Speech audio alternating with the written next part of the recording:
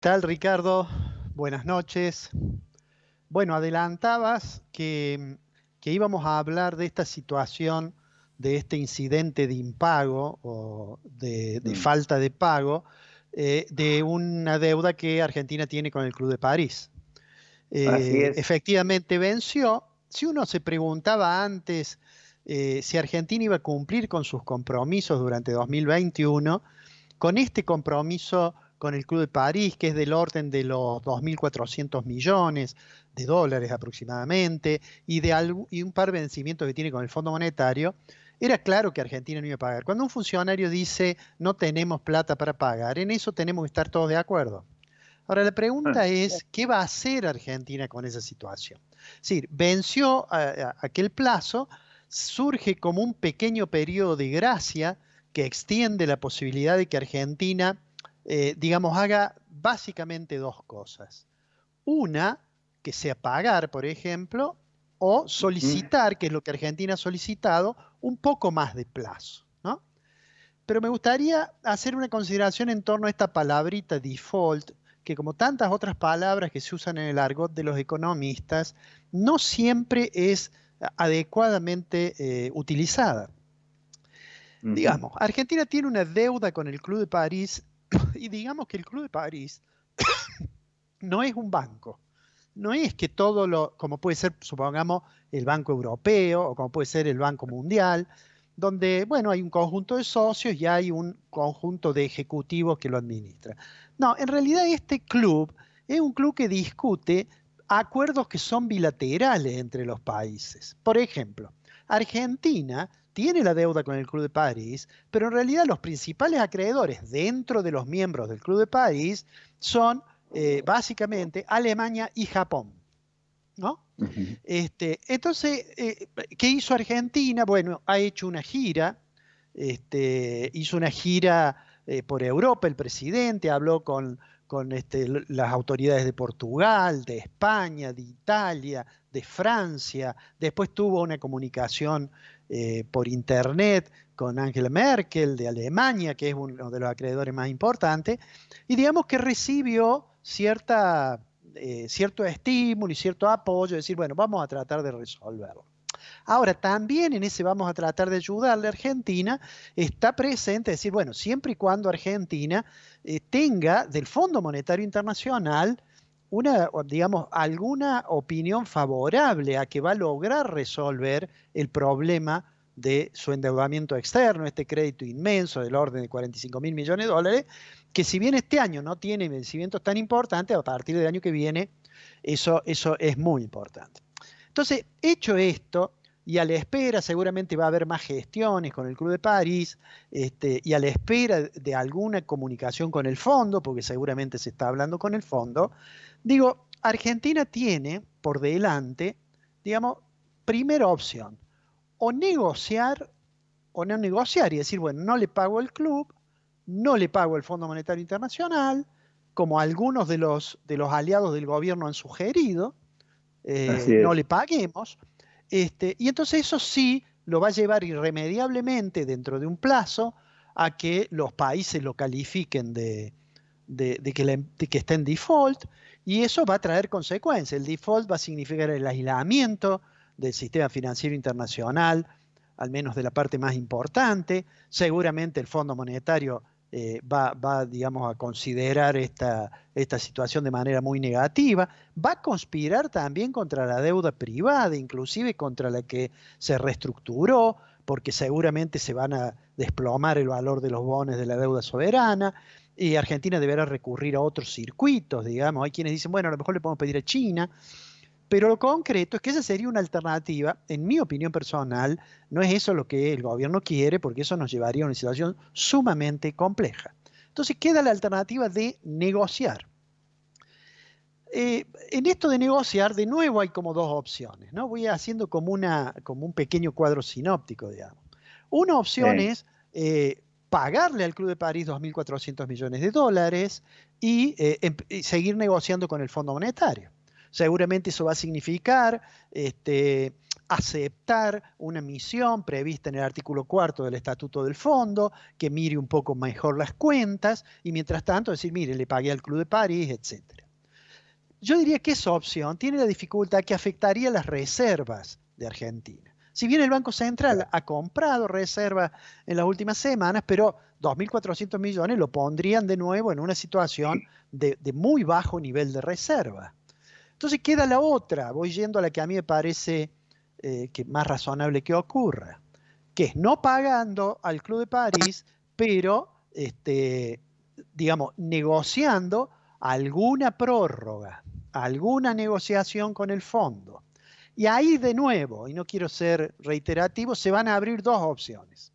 Una opción que va a ser negociar con, digamos así, con un guiño del Fondo Monetario. ¿Qué quiero decir con un guiño del Fondo Monetario? Fíjate vos, en febrero del año pasado, cuando Argentina estaba discutiendo con los tenedores privados de la deuda, en realidad el fondo sacó un comunicado que decía, bueno, ¿cómo está? La deuda es insostenible. Nosotros vamos a acompañar a Argentina y creemos que el sector privado tiene que acompañar también el esfuerzo y vamos a tratar de que Argentina tenga un programa sustentable, etcétera, etcétera. Y ahí sentó las bases para la negociación finalmente exitosa de Guzmán con los tenedores de deuda externa. Entonces digo, una opción es que haya un guiño del fondo, que el fondo diga algo por estos días, antes de que se vence el plazo que existe con el Club de París. Entonces eso va a permitir, bueno, acordar algo con el Club de París y negociar con el fondo, por ejemplo, un acuerdo de facilidades extendidas que libere un poco la presión que tiene Argentina en su sector externo. Por supuesto, la otra opción es si por alguna razón el fondo tuviese una, digamos, en lugar de ayudar, tuviese un comportamiento que no hubiese un guiño del fondo, que hubiese una crítica, etcétera. Bueno, ahí volvemos a la opción del default. Mira, yo creo que el gobierno no quiere caer en default. En realidad va a tratar de que el fondo haga alguna comunicación, no necesariamente tiene que ser esta semana o la que viene, estirar un poco los plazos del Club de París, y me parece que el gobierno está apostando a llevar la negociación para cerrar los acuerdos después de las elecciones. Y me parece que eso es así porque el acuerdo puede ser presentado para el discurso oficial como una suerte de, digamos, de camino distinto del que le sugiere su mirada ideológica. Muchos del gobierno creen que el fondo es el culpable y el representante de todos nuestros problemas, conjuntamente con sectores nacionales, con el gobierno anterior, etc.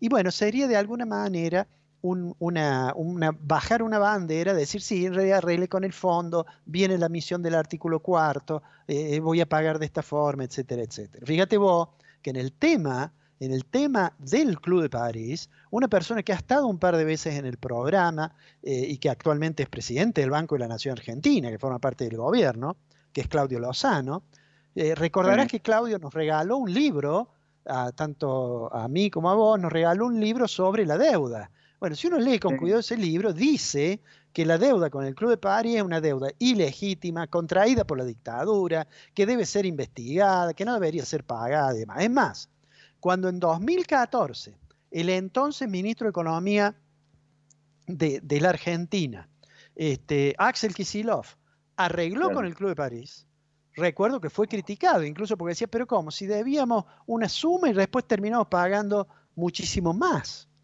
O sea que hay dentro del gobierno sectores que seguramente, digamos, eso no les resulta algo razonable. Ahora, no arreglar, y vuelvo a la alternativa esta del default, va a traer todo ese tipo de problemas. Además, le va a tener un costo para Argentina. Yo creo que ya esto lo hemos comentado, que la caída en default le pone una tasa de interés altísima, que se aplica retroactivamente, según otro artículo del contrato, y que está firmado por la Argentina, y que lo firmó Kicillof cuando reestructuró en 2014. De manera tal que ese es un tema complicado.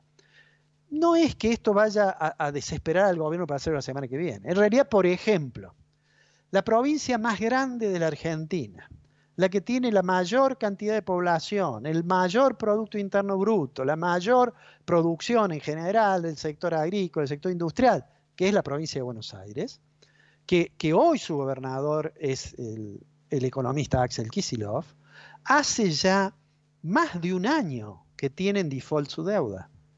Hace más de un año que viene prorrogando la propuesta de canje y ahora, antes de ayer, la prorrogó hasta el 18 de junio.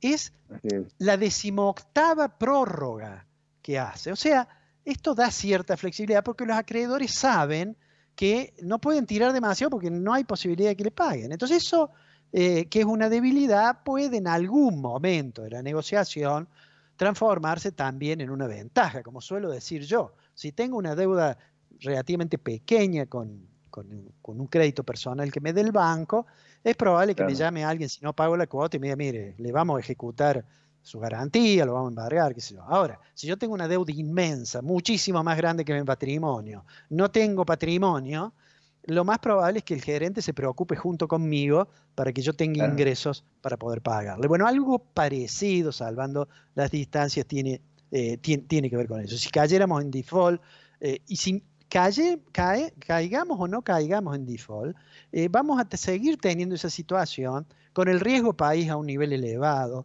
con la posibilidad de que los títulos argentinos, con las acciones argentinas, digamos que Argentina deje de ser un mercado emergente y pase a ser considerado un mercado fronterizo por el índice, por ese índice, que tengamos el riesgo país navegando en 1500, digamos, eso no lo vamos a ver cambiar rápido. Ahora, el gobierno, yo creo, apuesta de en algún momento resolverlo y después ayudarse también con los 4.300 millones más o menos de dólares que el fondo le va a dar como derechos especiales de giro.